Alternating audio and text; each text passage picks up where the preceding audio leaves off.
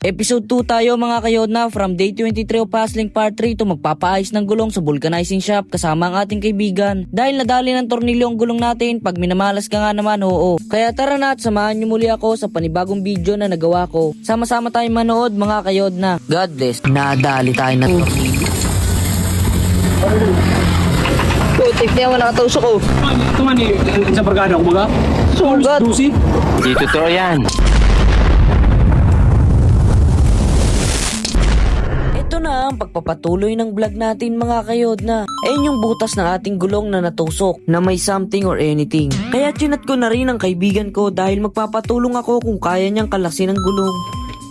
May place ka, Brad. Kaya kuko. Kukunin muna natin ang plies mga kayodna. Dahil titestingin daw ni Gab kung makukuha niya yung natusok sa ating gulong. Titingnan niya kung ano daw ba yun. Dapat lang Miss Brad. Pabulkitan lang, halawin ka. Marang kumagali. Okay. Ay, dito ang mga tools natin gamit.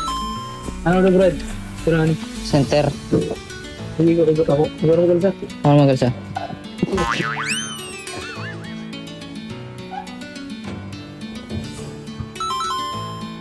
Kaya mo, Leon. Halawin ka na lang. Testing na natin tanggalin mga kayodna. Ito na ano, Brad, ang creasin ba? Ang krisin? Pinapakuha sa atin ang krisin mga kayodna.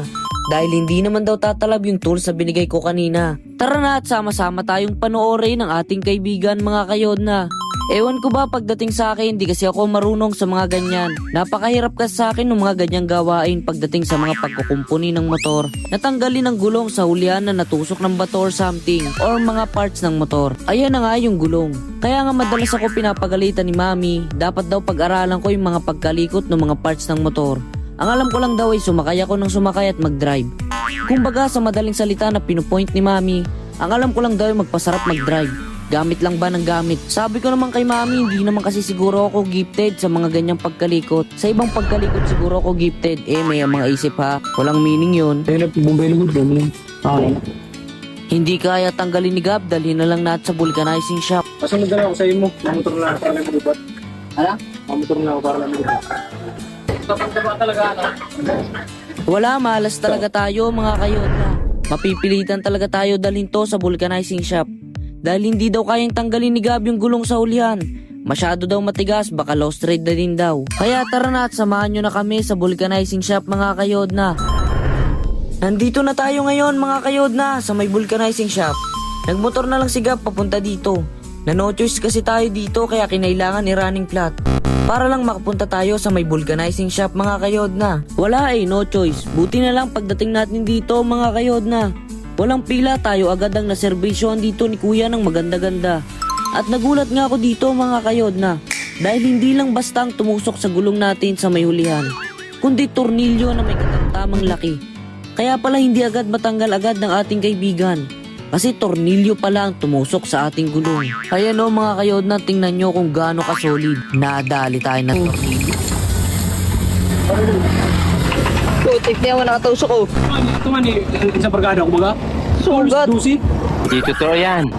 Sa may bukal-bukalan? Hindi naman siya solid mga kayodna ha. Katamtaman lang talaga. Wow! Pero laking perwisyong nagawa mo sa akin, tornilyo ka. Ubus oras ko sa'yo, dali mo ha. Wow! Na-tornilyo. Kaya naman pala. Ano size? Dusi? Dusi na to. Pakita mo may... Wala, bityo. Nadali talaga tayo ng tornilyo na to mga kayodna. Biruin mo halos 2 hours din ang nasayang kong oras dito. Laking oras ang nadili niya sa akin ha. Wow! Mapapakamot ka na lang talaga sa ulo eh. Pero okay lang yan, di ba mga kayodna? Ganun talaga, may mga araw at oras talagang madedelay tayo sa mga gagawin natin syempre. Kasama yan sa buhay natin, di ba mga kayodna? Pero na-delay na rin ang deliver natin sa ating pinakanghanis customer. Pero okay lang yon, sabihin na lang natin ang totoo na naplatan talaga tayo. Hindi ko naman kasi namalayang kagabi. Napakasarap pa ng takbo ko, chill-chill pa ako noon. Dahil alas 10 na rin kaya chill-chill lang ang takbo natin para makapagmuni-muni din tayo kahit papano. Maswerte nga tayo mga kayodna dahil hindi naman masyadong napuruhan ang ating interior.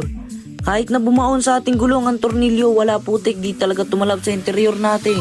Hindi naman talaga totally nabutas na dapat ang paltan ng interior natin. Kumbaga nadali pa sa tapal-tapal kaya pwede pa to. Buti na lang nga nakuha sa tapal-tapal para mas makatipid tayo. Nakakatawa lang talaga mga kakayod na. Kasi kung may kakambal akong malas, okay lang yan. Mas makapit pa rin ang swerte sa akin. Kaya maraming salamat sa ating Panginoong Diyos.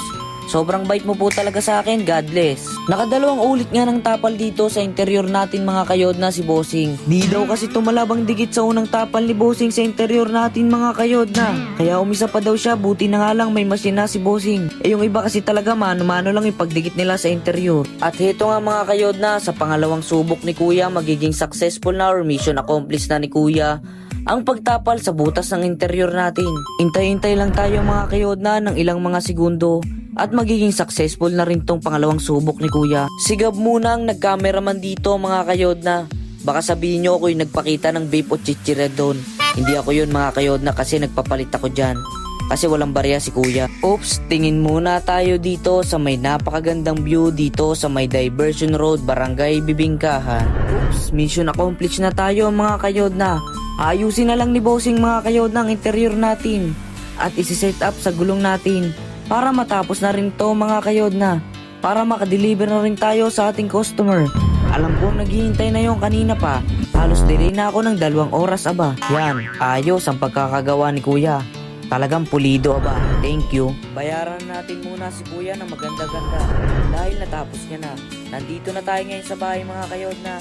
Maraming salamat sa Diyos dahil natapos na. Tara na't magdi-deliver na tayo. Abangan mo na lang sa next video.